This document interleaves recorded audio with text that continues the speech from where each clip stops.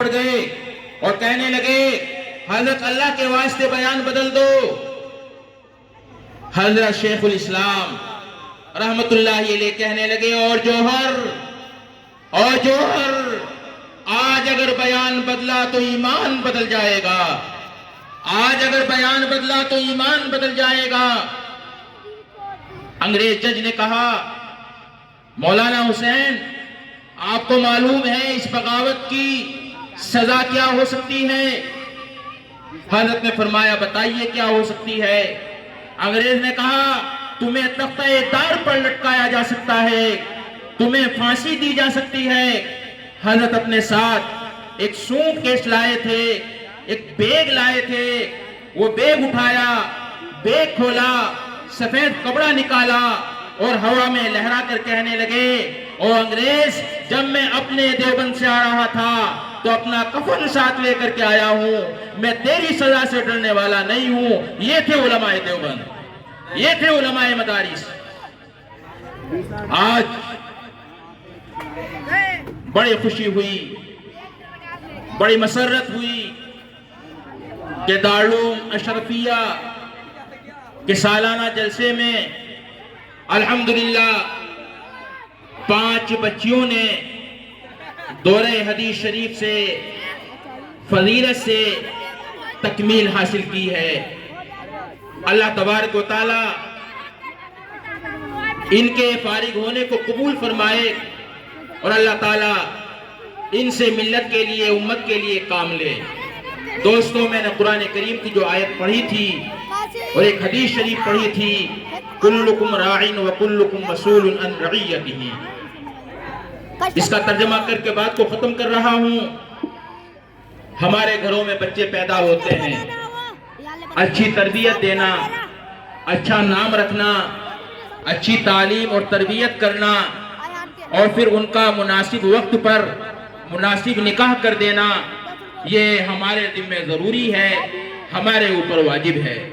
لیکن آج تربیت میں بھی کمی رہتی ہے اور اسی طریقے سے مناسب وقت پر مناسب رشتے میں بھی ہم لاپرواہی کا شکار ہو جاتے ہیں، اور ہمارے گھروں میں ایک بلا ہے جو دجال جب پیدا ہوگا لیکن جس کا نقصان بہت بڑا نقصان ہے۔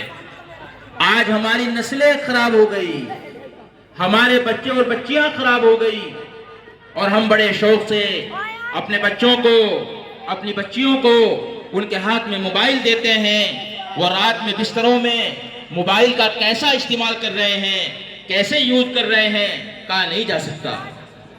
میں ایک بات آپ حضرات سے بھی کہہ دینا چاہتا ہوں، اور جو پردہ نشین ہماری فارغین طالبات ہیں، ان کی مائیں اور بہنیں ہیں، ان سے بھی کہنا چاہتا ہوں کہ ہمیں اپنے بچوں کی، اپنے چھوٹے بھائی بہنوں کی تربیت کی، ان کی تعلیم کی، اچھی پرورش کی فکر ہونی چاہیے۔ ایک بزرگ ہیں حضرت مولانا بختیار کاکی رحمت اللہ علیہ، جب بختیار کاکی رحمت اللہ علیہ کی والدہ امید سے ہوئی تو دونوں نے حضرت بختیار کاکی رحمت اللہ علیہ کے والدین نے مشورہ کیا کہ دیکھو اگر اللہ بچہ ہمیں عطا کرے گا تو ہمیں اس کی عمدہ طریقے سے پرورش کرنی ہے، لہذا حضرت بختیار کاکی رحمت اللہ علیہ پیدا ہو گئے، اور ماں وضو کر کے دودھ پلاتی، ماں خیال رکھتی، نمازوں کی پابندی کرتی۔ جب بچہ تھوڑا بولنے لگا، بات کو سمجھنے لگا، تو بچے سے اللہ کی محبت کے تعلق سے بات کرتی، اللہ کے تعلق سے بات کرتی، اور یوں کہتی کہ اللہ یہ بھی اللہ دیتا ہے، وہ بھی اللہ دیتا ہے۔ بچہ کوئی چیز مانگتا، ماں کہتی اللہ سے مانگو۔ بچے کے دل میں اللہ کی محبت آنے لگی، اللہ سے تعلق پیدا ہونے لگا۔ یہ پرورش ہوتی ہے، یہ اپنے اہل و عیال کو آگ سے بچانا ہوتا ہے، یہ ان کی اچھی تعلیم ہوتی ہے۔ بچہ سوال کرتا اے ماں سب کو اللہ کھلاتے ہیں؟ ماں کہتی ہاں سب کو اللہ کھلاتے ہیں۔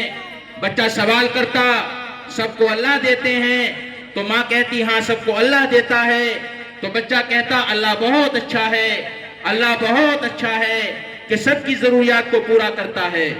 کچھ بڑے ہوئے، پاس کے مدرسے میں داخلہ کرایا، بچہ پڑھنے کے لیے گیا۔ 1 منٹ کے لیے توجہ چاہوں گا، بچہ پڑھنے کے لیے گیا، پڑھ کر کے آیا تو ماں نے پہلے سے، والدین نے، ماں اور باپ نے پہلے سے اسکیم بنائی تھی کہ بچہ جب آ کر کے روٹی مانگے گا، کھانا مانگے گا، تو اس کا عقیدہ، اس کا یقین اللہ کی ذات پر کامل کرنا ہے، اللہ کی ذات پر اس کا یقین پختہ بنانا ہے، مستحکم بنانا ہے۔ لہذا بچہ مدرسے سے فارغ ہو کر کے آیا، پڑھ کر کے آیا، چھٹی ہوئی، گھر پر آیا، آ کر کے ماں سے کہا ماں بہت تھک گیا ہوں، ماں مجھے بھوک لگی ہے، ماں مجھے کھانا دے دو۔ تو بچے کی ماں نے کہا بیٹا اللہ سے کھانا مانگو، اللہ کھانا دے گا۔ بچے نے کہا ماں کیا طریقہ ہو؟ ماں نے کہا بچے وضو کرو، وضو کرنے کے بعد مصلی بچھاؤ، مصلی بچھانے کے بعد 2 زانو ہو کر کے بیٹھ جاؤ، اللہ کے سامنے دست دراز بلند کر دو، ہاتھ پھیلا دو، اللہ سے مانگو۔ بچے نے وضو کیا، مصلی بچھایا، 2 زانو ہو کر بیٹھ گیا اور اللہ کے سامنے دست دراز کر کے یوں کہنے لگا اے اللہ میری ماں نے مجھے سکھایا ہے، اے اللہ میری ماں مجھے کہتی ہے اے اللہ بھوک لگی ہے، اے اللہ مجھے کھانا دے، اے اللہ مجھے روٹی دے۔ یہ دعا کی اور دعا کو پورا کرنے کے بعد کھڑا ہوا، ماں سے کہا اب کیا کروں؟ ماں نے کہا اللہ نے روٹی بھیج دی ہوگی، جا تلاش کر۔ ماں نے